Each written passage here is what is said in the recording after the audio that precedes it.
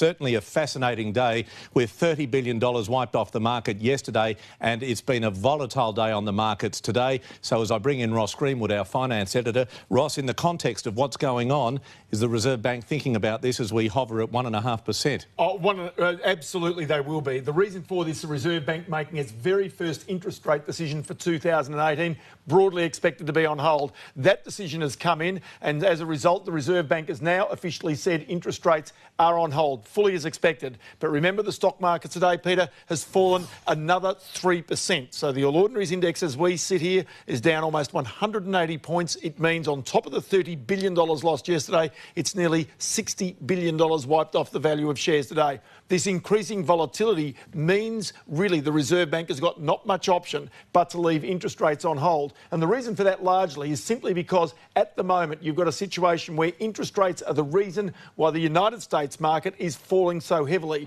because they believe that interest rates in the US will rise. It's off the back of wages inflation numbers that came out last Friday. The concern was about inflation. When you've got higher inflation, you tend to have central banks like the Federal Reserve raise interest rates. This is something certainly the Reserve Bank is saying today. They believe the labour market will continue to strengthen here, and if that comes, so too will wages growth here in Australia. Roscoe, probably one of our more fascinating crosses when it comes to the Reserve Bank interest rate decision, because it's been 1.5% for so long, but now so many factors coming into this. And the argument also is, when will interest rates rise in Australia for the first time? Economists are seriously split on that subject. About half of them say it's going to be later this year, and the other half say it will not happen until 2019, and it will very much depend on the stock market and some of these other economic indicators coming out. Very briefly, you mightn't be able to crystal ball, but do you think we're going to bottom out now in terms of the falls on the Australian share market? Not necessarily. We could see this go on. I notice futures markets continue to say the US market will continue to fall.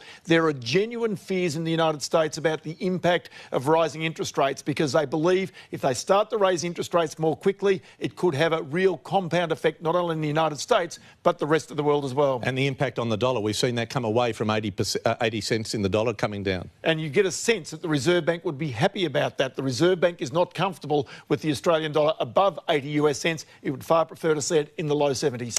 Hearing it from the best, the Nine Network's finance editor Ross Greenwood, the Reserve Bank has left rates on hold at 1.5%. On behalf of Ross and myself, good afternoon.